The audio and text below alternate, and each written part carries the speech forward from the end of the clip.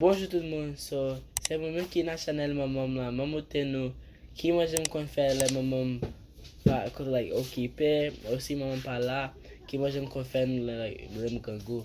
So pas oublier like, subscribe and si nous voulez more vidéos comme ça. And yeah, guys, on peut pas la pile, maman nos vidéos. Ok guys, so premier bagay na fè na pou an deze nou. Nou kaze ze nou mette na bol la. Na fè deze, nou kaze yo, nou mix tout bagay asam. Nou filme nou pon flour, nou pon pancake flour, men se nou mette tout, base tout bagay asam, pon tout kote. Nou film base bagay tout bagay asam, na pon let nou mix yo.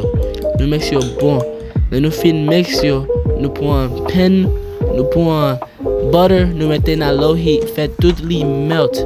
Là nous passer tout côté, nous mettons pancake butter dans li.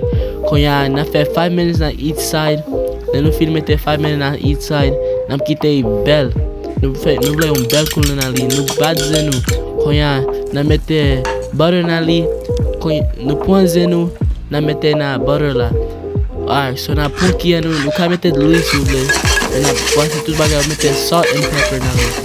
Quand y a ou fini avec ça, nous parlons pour l'huile.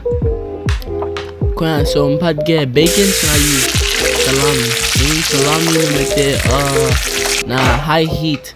So ça c'est bagay qu'on mange tout le matin. I hope you guys like it. Si vous voulez encore vidéo comme ça, make sure to like, subscribe and comment. Bye.